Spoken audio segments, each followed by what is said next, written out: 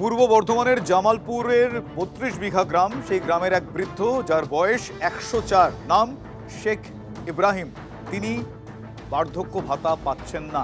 কেন পাচ্ছেন না এখনো পর্যন্ত যে কারণটা দেখানো হচ্ছে, সেই কারণকে সেই বৃদ্ধ এবং তার পরিবারের লোকজন জাস্ট অজুহাত বলছেন। যেটা জানা যাচ্ছে যে নাম আঙুলের ছাপ না ওঠার অজুহাতে তার বার্ধক্য ভাতা জুটছে না, এমনটা ওই বৃদ্ধ দাবি করেছেন। ৩২ বিঘা গ্রামের বৃদ্ধ শেখ ইব্রাহিম, তার বর্তমান বয়স ১০৪।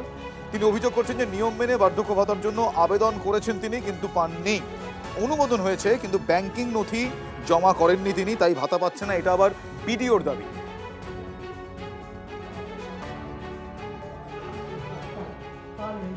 খালি বলে আমার এই বুড়ো আঙুলের ছাপ নেই নাকি, এই সময় আমার বুড়ো আঙুলের ছাপ নেই আছে। আমি তো আছি, আমার বড় দুঃখ। সবাই গোটা গ্রামের যারা বয়স, যাদের ৭০-৭৫, ৮০ বয়স, তারা সবাই পাচ্ছে। কি পাচ্ছে? এখনো পাচ্ছে ভাতা? আমি আর ভাতা সরকার আমাকে কিছুই দিল না।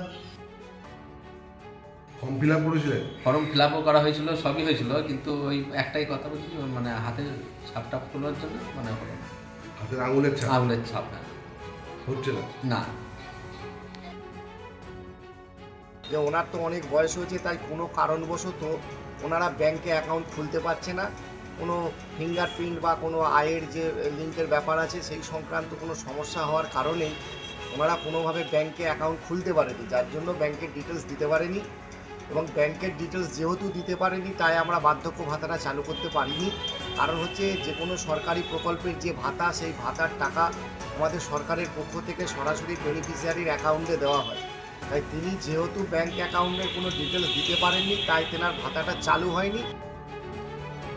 ব্যাংক অ্যাকাউন্টের সমস্যার জন্য উনি বার্ধক্য ভাতা পাচ্ছেন, কিন্তু আমরা যতদূর জানি ব্যাংক ম্যানেজাররা যে কথা বলেন অ্যাকাউন্ট খুলতে গেলে ওই আধার কার্ড, ভোটার কার্ড আর ছবি, একটি মোবাইল নাম্বার থাকলেই ব্যাংক অ্যাকাউন্ট খোলা যায়। আঙুলের ছাপের সঙ্গে ব্যাংক অ্যাকাউন্টের কোনো সম্পর্ক নেই। এই ধরনের ভ্রান্ত যুক্তি দেখিয়ে বাংলার মানুষকে তাদের ন্যায্য অধিকার বার্ধক্য ভাতা পাওয়া থেকে বঞ্চিত করা তৃণমূল কংগ্রেসকে আগামী দিনে এই বাংলা থেকে দূর করে বঙ্গোপসাগরে ফেলার চিন্তাভাবনা মানুষ নিয়েছে।